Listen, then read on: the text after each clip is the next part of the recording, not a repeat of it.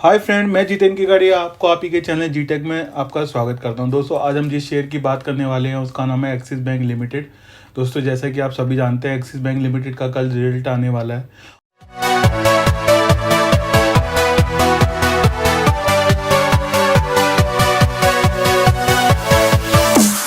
और जैसे ही जो है न्यूज़ चल रही है, उस हिसाब से लग रहा है कि रिजल्ट काफ़ी अच्छे आएंगे और बैंक उस हिसाब से आगे जाके कुछ अच्छा कर सकता है। तो दोस्तों, इस वीडियो में हम जानेंगे कि क्या इसके अंदर अभी इस समय इन्वेस्टमेंट करना चाहिए, और जो लोग इसमें ऑलरेडी इन्वेस्टमेंट कर चुके हैं उनके आगे के टारगेट क्या हो सकते हैं, और अगर उन्होंने लॉन्ग टर्म के लिए इसको रखना है तो इस गिरती हुई मार्केट में उनका जो स्टॉप लॉस होना चाहिए सेफ साइड का, वो क्या होना चाहिए, उसके बारे में बात करेंगे। दूसरा, एक्सिस बैंक के Q3 के रिजल्ट कैसे हो सकते हैं, लास्ट क्वार्टर के जो थे रिजल्ट वो क्या है, इसमें क्या न्यूज़ चल रही है, और इसके आगे जाके जो इसके ब्रोकेज हाउस ने जो इसके टारगेट दिए वो क्या है, तो सारा डिटेल में दोस्तों इस वीडियो में बात करेंगे। तो मैं आपसे रिक्वेस्ट करूंगा वीडियो पूरा देखें जिससे आपको आइडिया हो जाए। और दोस्तों, मैं आपको एक और बात बताना चाहूँगा कि मैंने जो है 670 रुपये में इस शेयर को जो है आप लोगों को एडवाइस किया था। अगर आप लोगों ने मेरी लास्ट वीडियो देखी होगी, और मैंने कहा था कि ये सही समय है कि इसमें इन्वेस्टमेंट करने का, और आगे वाले समय पर अगर साल भर का आपका होराइजन है तो 950 या 970 तक के टारगेट एक्सिस बैंक में देखने को मिल सकते हैं। अभी इसने जो है रिसेंटली 730 का हाई लगा के अभी मार्केट में जो करेक्शन की वजह से इस शेयर में भी करेक्शन देखने को मिली, या थोड़ा सा पैनिक सेलिंग देखने को मिली, हम ये कह सकते हैं। और जो लास्ट इसका जो फ्राइडे का जो क्लोजिंग प्राइस था वो 712.50 था, इसमें 2.25% की गिरावट भी देखने को मिली। तो दोस्तों, वो चीज़ है। तो दोस्तों, अगर किसी अच्छे शेयर में अगर आप अपने अगर इन्वेस्टमेंट करिए तो आगे जाके उसके अंदर आपको फ़ायदा मिलने के ज़्यादा चांसेस हो जाते हैं एज़ कम्पेयर टू अदर्स जहाँ पे रिस्क ज़्यादा होता है। तो एक्सिस बैंक और ICICI बैंक कुछ ऐसे बैंक हैं जो बैंकिंग सेक्टर में एक सेफर बेट होंगे इस समय पोजीशन बनाने के लिए, तो उसकी भी बात करेंगे। दूसरा, मैं आपको बताऊंगा कि कैसे आपको इसके अंदर पोजीशन बनानी चाहिए जिससे अगर शेयर नीचे भी गिरे तो आपको उसकी ज़्यादा दिक्कत ना हो। तो अगर दोस्तों, इसके अलावा अगर अभी तक आपने मेरे चैनल सब्सक्राइब नहीं किया तो प्लीज़ जल्दी सब्सक्राइब कर लीजिए, क्योंकि मैं ऐसे अपने चैनल पर ऐसे शेयर्स आपको एडवाइस करता हूँ जो कि शॉर्ट टर्म लॉन्ग टर्म में काफ़ी अच्छा रिटर्न तो देते हैं। दूसरा, हमारा जो स्टॉप लॉस होता है काफ़ी छोटा होता है, जिसकी वजह से अगर ट्रेड हमारे अगेंस्ट भी जाए तो हमें लॉस ज़्यादा नहीं होता है। ठीक है दोस्तों, और अगर वीडियो अच्छी लगती है तो प्लीज़ लाइक करना, और अगर आपकी कोई क्वेरी है तो आप मुझे कमेंट भी कर सकते हैं, मैं पूरी कोशिश करूँगा आपको जवाब देने की। चलो दोस्तों, वीडियो स्टार्ट करते हैं। तो दोस्तों, एक्सिस बैंक लिमिटेड एक ब्लू चिप बैंकिंग शेयर है, और लास्ट अगर फ्राइडे की लास्ट ट्रेडिंग प्राइस की अगर इसकी बात करूं तो 712.50 में इसने क्लोजिंग दी। इसका 2.25% ये शेयर उस दिन डाउन रहा। बाकायदा बाकी सारे जो अच्छे शेयर थे उसमें भी काफ़ी गिरावट हुई, जैसे कि आप सभी जानते हैं लास्ट 3 या 4 ट्रेडिंग सेशन से निफ्टी हो गया, बैंक निफ्टी हो गया, सेंसेक्स हो गया, काफ़ी ज़्यादा इसमें करेक्शन देखने को मिली है, जिसमें FIS से लेकर DIS तक भी अपना माल जो है बेच रहे हैं, और मार्केट में काफ़ी ज़्यादा पैनिक सिचुएशन बनी हुई है। और इस समय समझ नहीं आ रहा कि इस समय करना क्या चाहिए, क्या इस गिरावट में हमें खरीदारी करनी चाहिए, और या इस समय इस मार्केट को अवॉइड करना चाहिए, वेट एंड वॉच करना चाहिए, और सही समय पे इसमें एंट्री करनी चाहिए। सारी चीज़ें इस बारे में बात करेंगे। तो जैसे कि मैंने कहा था कि एक्सिस बैंक का लास्ट ट्रेडिंग प्राइस जो है 712.50 था, इसमें 2.25% की गिरावट देखने को मिली। दोस्तों, अगर इसका 52 वीक की हाई की अगर मैं बात करूँ वो 867 है, वहाँ से अगर आज के प्राइस को भी अगर मैं कंपेयर करता हूँ तो 18% डिस्काउंट पे अभी ये शेयर आपको मिल रहा है, तो ये बात आपको ध्यान रखनी चाहिए। और दोस्तों, जैसे कि मैंने कहा, Q3 का जो उसका रिजल्ट है वो कल जो है अनाउंस होने वाला है, तो उस पर भी नज़र रहेगी, और उसके बाद जो है ये डिसाइड भी होगा कि इस शेयर में आगे की मूवमेंट कैसी रह सकती है। दोस्तों, अगर हम क्विकली इसके Q2 के नंबर्स के रिजल्ट की अगर बात करें तो रिजल्ट काफ़ी अच्छा बैंक ने शो किया था।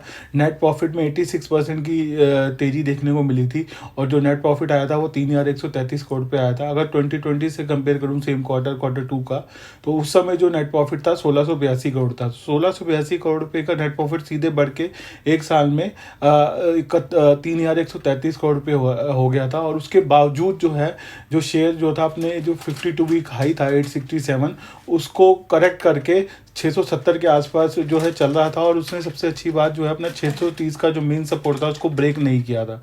तो यही सब चीज़ें रीज़न थी कि मैंने अपनी लास्ट वीडियो में आपको एडवाइस किया था कि इसमें आप चाहें तो पोजीशन बना सकते हैं, और वही चीज़ है। और उसी हिसाब से अगर जिसने मेरी वीडियो देखी होगी पोजीशन बनाया होगा तो शॉर्ट टर्म में उसका फ़ायदा भी हुआ होगा।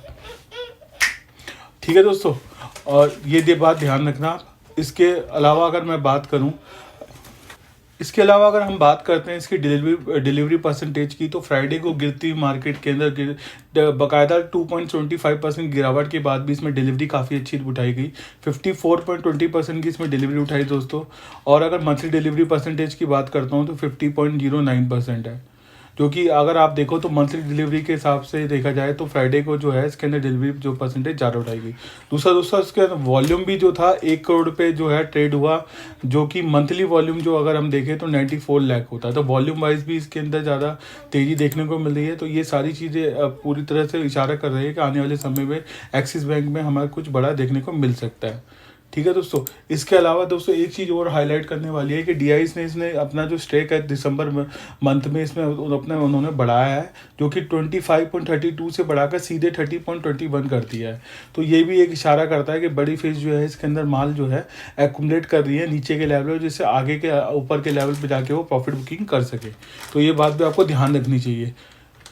ठीक है दोस्तों। आप दोस्तों इसकी अगर मैं बात करूं न्यूज़ की, तो एक्सिस बैंक के जो Q3 के जो नंबर्स जो कल आने वाले हैं उसमें जो है कई रिपोर्ट्स और कई जो है न्यूज़ आई है, जिसमें येस सिक्योरिटी ने जो कहा है कि जो एक्सिस बैंक का Q3 का जो नंबर है वो उसका जो प्रॉफिट है जो पैट है वो 200% जो है जंप के साथ आ सकता है, जो कि लोन जो ग्रोथ है वो भी डबल डिजिट में उनकी हो सकती है।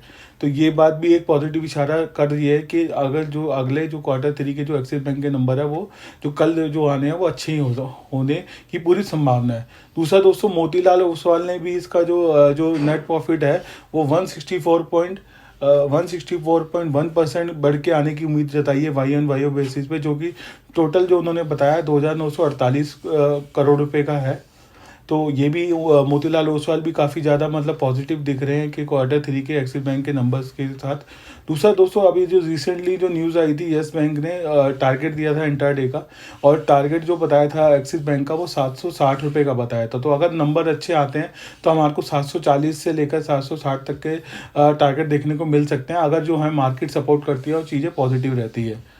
ठीक है, जिसकी सारी संभावना लग रही है, क्योंकि अभी जो है वीकेंड में जो नंबर आए हैं चाहे ICICI बैंक के हो, रिलायंस के हो, उसका जो पॉजिटिव इम्पैक्ट हमारे को मंडे के सेशन में देखने को मिल सकता है। तो वो हमें देखना पड़ेगा। ठीक है दोस्तों। इसके अलावा दोस्तों दिसंबर में ही इनकी एक जो न्यूज़ आई थी कि एक्सिस बैंक जो है 5,000 करोड़ रुपए का जो है ये इक्विटी जो जो जो कैपिटल है जो रेस कर सकता है बाय इशूइंग बॉन्ड। तो वो भी अगर हो जाता है तो उस हिसाब से भी एक्सिस बैंक को आगे जाके ग्रो करने में फ़ायदा होगा। ठीक है। तो टेक्निकली चार्ट के हिसाब से मैंने आपको कहा था कोई दिक्कत नहीं है। अभी जो थोड़ी बहुत गिरावट देखने को मिल रही है वो ओवरऑल जो मार्केट में थोड़ा पैनिक लग रहा है, चाहे वो इन्फ्लेशन की वजह से हो या जो ग्लोबल जो मार्केट जो डाउन है उसकी वजह से है। तो ये है, तो उसमें हमें ज़्यादा डरने वाली बात नहीं है दोस्तों। इस समय क्या है कि हमारे को अगर अभी तक आपने इसमें इन्वेस्टमेंट नहीं करी है तो मैं आपको ये नहीं कहूँगा कि आप मंडे को जाते के साथ ही अपनी पूरी कैपिटल के साथ इसमें इन्वेस्टमेंट कर लें। आप 25% करके जो है इसके अंदर जो है नीचे के लेवल पे अगर आपको मिलता है तो इसमें आप पोजीशन बनाएं, जिससे आपका जो स्टॉप लॉस है दोस्तों वो नीचे की तरफ हो जाए। चाहे यही स्टॉक के हो ना, कोई और भी अगर स्टॉक है तो उसमें यही रणनीति अगर आप अपनाएंगे तो आपको फ़ायदा होगा। 25% सपोज अगर आपका 1 लाख है तो 25,000 करके 4 बार नीचे के लेवल पे अगर करते हैं तो आपका जो बाइंग प्राइस जो होगा दोस्तों एक अच्छे लेवल पे आ जाएगा। और उससे क्या होगा कि आपका जो स्टॉप लॉस होगा वो भी काफ़ी नीचे होगा और आपके जो चांसेस होंगे ऊपर के जो मतलब तरफ तक प्रॉफिट के होने के। ठीक है दोस्तों। दूसरा, अगर किसी वजह से मार्केट में और गिरावट भी आती है तो आपको ऐसा नहीं लगेगा कि मैंने ऊपर के प्राइस में शेयर खरीद लिया, तो आप फंसा हुआ महसूस नहीं करेंगे। तो मेंटली जो एक टेंशन आ जाती है कि यार मेरा जो बाइंग प्राइस काफ़ी ऊपर था और मार्केट काफ़ी गिर गई है, तो उससे भी आप बच जाएंगे। तो ये बेस्ट प्रैक्टिस है, इस समय आप चाहें तो इसको यूज़ कर सकते हैं। तो जैसे कि दोस्तों मैंने कहा कि इसका जो मेजर सपोर्ट है जो उसने अभी तक ब्रेक नहीं किया है वो 630 का है। तो 630 के सपोर्ट के साथ ही मैं इसके अंदर अगर आप चाहें तो इस शेयर को, अगर आप ऑलरेडी इन्वेस्टेड हैं तो 630 का स्टॉप लॉस लगा के इसको लॉन्ग कर सकते हैं। और अगर किसी ने इसमें अभी तक इन्वेस्टमेंट नहीं करी और करना चाहें तो मैंने जैसे कहा इसको एक्यूमुलेट करना है नीचे के प्राइस पे, धीरे धीरे थोड़ा थोड़ा क्वांटिटी के साथ से इसको नीचे के लेवल पे एक्यूमुलेट करें। अगर ये मिलता है तो आपका जो दोस्तों पहला टारगेट जो निकल के आएगा वो 730 का होगा। अगर वो क्रॉस कर देता है तो नेक्स्ट टारगेट 760 का होगा।